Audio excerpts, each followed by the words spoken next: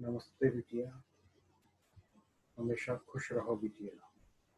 This is JVN doctor Rakesh Sharma, professor, department organic of medicine, faculty of homeopathic science, Vidyapeeth women's university. Today's our session is H. Roberts philosophy, chapter 12, part first, the dynamic action of drugs. Today we will discuss about the dynamic action of drugs. This is our today's session. So let's move to begin. We often speak of Hahnemann as the first to note the similar action of drugs and disease conditions, but history shows us that this is not so. We often speak of Hahnemann as the first to note the similar action of drugs. हम ये मानते हैं कि doctor हेनीमेन ही ऐसे पहले person थे जिन्होंने drugs का एक्शन मालूम किया था, और उन्होंने ये मालूम किया था कि सिमिलर एक्शन होने की वजह से ही ये सिमिलरिटी डिजीज के दौरान डिजीज के सिम्टम से मैच करेगी, तो यहाँ पे हम क्योर की बात कर सकते हैं। लेकिन ये सच्चाई नहीं है। 10th centuries BC, the ancient Hindu system of medicine was founded on the theorem which translated reads in almost identical words to those Hahnemann used. लेकिन डॉक्टर हेनीमेन से पहले हिंदू सिस्टम के अंदर ये चीज सामने आई थी कि अगर हम सिमिलर मेडिसिन को यूज में लेंगे बीमारियों को ठीक करने में, तो हमें क्योर देखने को मिलेगा सिर्फ। लेकिन वहां पे काम नहीं हुआ, काम सिर्फ किया डॉक्टर हेनीमेन, इस पे वर्क किया डॉक्टर हेनीमेन। ये थॉट पहले भी था और डॉक्टर हेनीमेन के दिमाग में भी थॉट आया, लेकिन इसको जो काम किया इस पे वो डॉक्टर हेनीमेन ने काम किया और किसी ने इस पे कोई वर्क नहीं किया, इसलिए डॉक्टर हेनीमेन को इसका पूरा श्रेय जाता है। Now, however, it may be about the length of time elapsed since the recognition of the law of similars. The, the question of dose was one which Hahnemann solved. The question of dose rests upon the philosophy pertaining to the practice of homeopathy. In life, the dynamic force is the manifestation of life itself. The body and tissues are not life, but they are the channels through which life function. इस वाले chapter में हम बात कर रहे हैं कि dynamic action of the dose. The question of dose rests upon the philosophy pertaining to the practice of homeopathy. In life, the dynamic force is the manifestation of life itself. जैसा कि हम फर्स्ट ईयर के अंदर भी हमने पढ़ा है कि वाइटल एनर्जी है, एसेंशियल एनर्जी है, डायनेमिक पावर है, वो लाइफ की पहचान है, उसके बिना लाइफ की हम उम्मीद नहीं कर सकते। तो वही जो सेम एनर्जी की बात कर रहे हैं, वही एनर्जी डायनेमिक एनर्जी हम हमारी होम्योपैथिक मेडिसिन के अंदर उस डोज के अंदर हमें देखने को मिलती है. The man who seize this glimpses the basis of vitalism. That matter is indestructible and that force is transmitted through matter and therefore it too. The man who sees this glimpses the basis of vitalism. That matter is indestructible.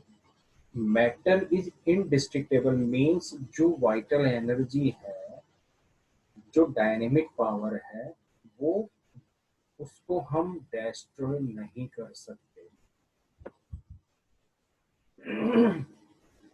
Matter में change in form but it is always present.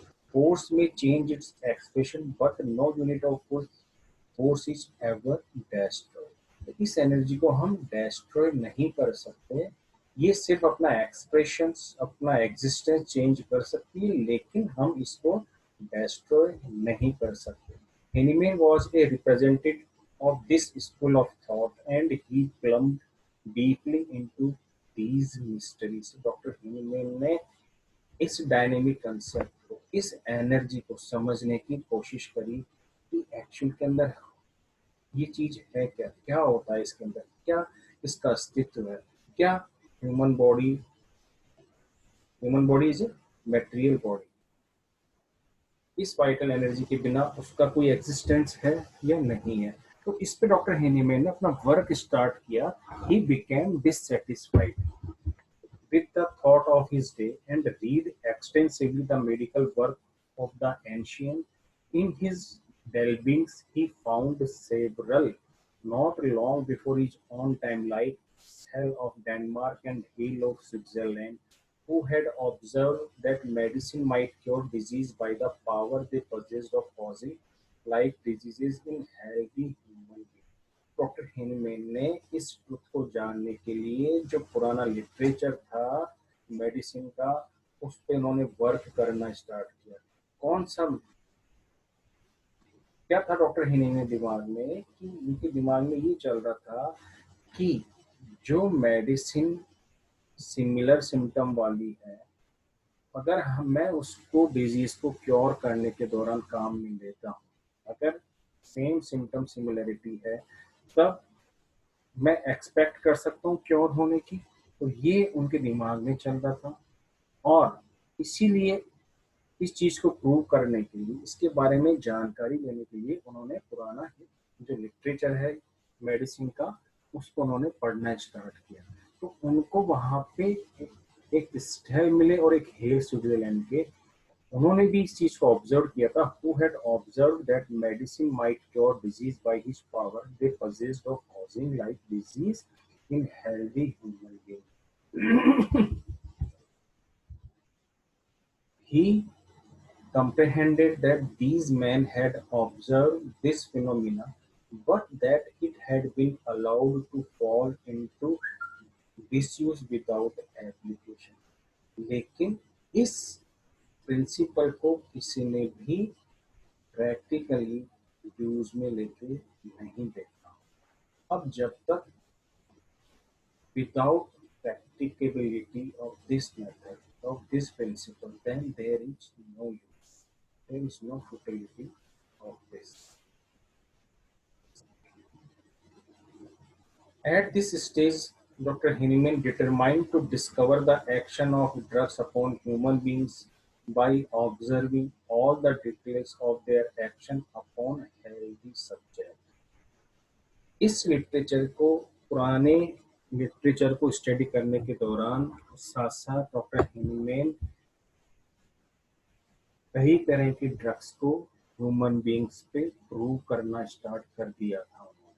Doctor Hahnemann के दिमाग में दो बातें चल रही थी। एक तो ये प्रिंसिपल कि जो मेडिसिन हेल्दी ह्यूमन बीइंग के अंदर जिस तरह के सिम्टम्स प्रोड्यूस करती है, वही सिम्टम्स बीमारी के दौरान पेशेंट को ठीक करती है। दूसरी चीज डायनेमिक पावर ऑफ डोज, कि ये जो मेडिसिन की जो डोज है उसके अंदर क्या डायनेमिक पावर है जिससे कि डिजीजेस ठीक होती है। कैसे मैं रूट सब्सटेंस को, उनकी डायनेमिक पावर को कैसे अराउज कर सकता हूँ। ये बेसिकली दो पॉइंट डॉक्टर हेनीमैन के दिमाग में चल रहे थे। Hahnemann did not originate this idea of proving drugs upon healthy individuals. He was the first to so prove with a definite object in view. After thorough painstaking, intelligent, systematic study and comparisons, after many long, tedious, self-sacrificing ordeals, Hahnemann was able to work out and announce to the world the existence of an heretofore unsuspected universal law of cure, not an occasional means of cure as had been anticipated by those of recent generations. This was the first step to which culminated in the evolution of a new rational and scientific system of medical practice. क्या new system था? ये था कि doctor हिनीमेन ने drugs को prove करना start किया healthy individuals पे, और complete knowledge about those symptoms means those symptoms are felt by those individuals on which drug proving is conducted.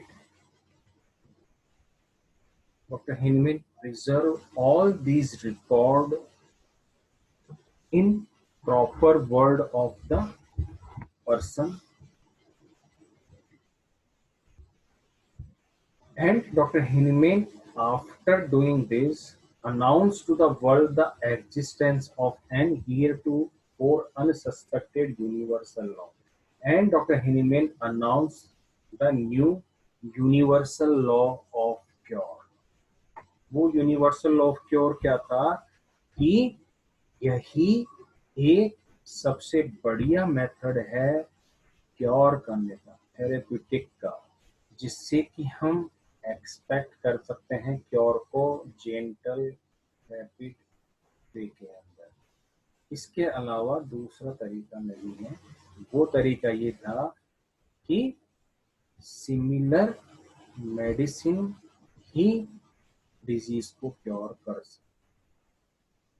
This was the first step which culminated in the evolution of new rational and scientific system of medical practice. The full recognition of the law of similars rapidly succeeded the proving of drugs and was the second step in the evolution of the homeopathic principles. So there are two milestones in whole homeopathic philosophy, that is the law of similars. Dr. Heyman made the law of similar after conducting drug proving and after utilize these medicines in curing the sick, and was the second step in the evolution of homeopathic principle. So first Dr. Heyman had done the proving of drugs on healthy human beings, and the another thing is he made the principle of cure, that is the law of similars. These are two major work initially completed by Dr. Hahnemann. Hahnemann began the experiments of the application of proven drugs for the cure of the sick upon the basis of the law of similars. तो जो principal doctor Hahnemann ने बनाया, establish किया the law of similar, अब इसी को base करके doctor Hahnemann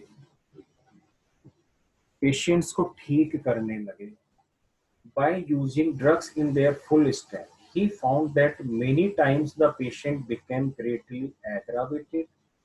तो डॉक्टर हेनी ने देखा कि कई बार पेशेंट मेडिसिन देने के बाद में उसकी सफरिंग बढ़ी हुई लग गई, एग्रावेशन हमें देखने को मिला। Hahnemann reason that the dose was too large. तो डॉक्टर हेनीमैन के समझ में आया कि हो सकता है इसका कारण, इसका जो कॉज है वो ये हो सकता है कि जो डोज मैंने दी है वो डोज जरूरत से ज्यादा पेशेंट को दी गई है। And he experimented by diluting the drug on a definite. तो इस चीज को दूर करने के लिए, एग्रावेशन ना हो, तो डॉक्टर हेनीमैन ने उस डोज को डाइल्यूट करना स्टार्ट किया। To his surprise he found he secured better result. So after diluting the medicine, Dr. Hahnemann got better result. He continued this process until he discovered that the curative power of drugs bore no proportionate relationship to the crude quantity, but that under the peculiar and systematic reduction by a regular scale and proper manipulation, many drugs in common use, and many substances supposed to be inert in their crude state became endowed with new and hitherto unsuspected activities and powers. तो doctor हिमेन ने ये चीज note करी कि potentisation के बाद, dilution के बाद बहुत सारी मेडिसिन की जिनके अंदर कई तरह की मेडिसिनल क्वालिटीज जो कि क्रूड फॉर्म के अंदर जिनका कोई पता नहीं लग पा रहा था, तो आफ्टर डाइल्यूटिंग और पोटेंटाइजेशन के द्वारा इनकी ये क्वालिटी काफी हद तक इम्प्रूव हो गई. So he mean setting out simply to reduce the quantity of his doses discovered potentisation. तो इस मेथड का उन्होंने नाम दिया potentisation. An entirely new principle in posology. ये एक बिल्कुल नया तरीका था मेडिकल फ्रेटर्निटी के अंदर कि इस तरह भी मेडिसिन को हम दे सकते हैं क्या, इस तरह भी मेडिसिनल क्वालिटीज को हम अराउज कर सकते हैं क्या. A wonderful development in the world of therapeutics, without which the law of cure would have been forgotten. This is the principle which gives life and power to the system of medicine which Hahnemann developed, and this is the third great step in the evolution of the law of cure. What is third? Third is the principle of posology, yeah, potentization. So what is the first is the drug proving on the healthy human being. Then Dr. Hahnemann made the principle of therapeutic is the law of similars, and the third is the potentization.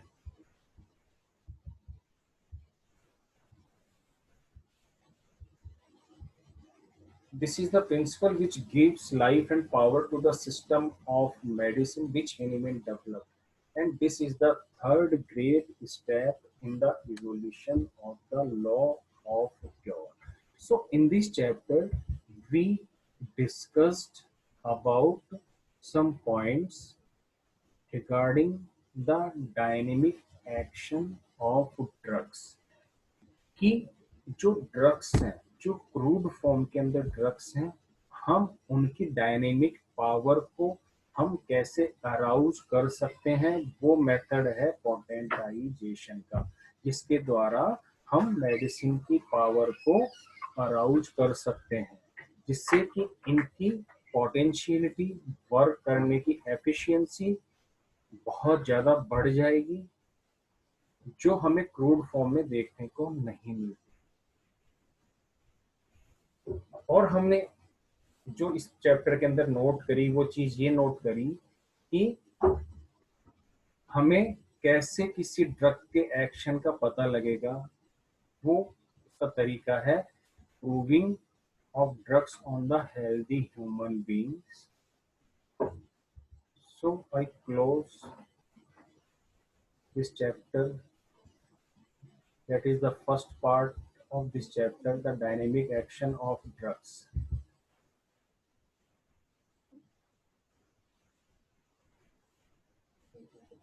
Reference: this session powered by digital version 2.0 Jyoti Vidyapeeth Women's University.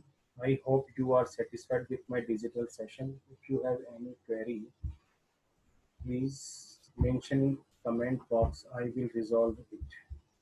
Thank you.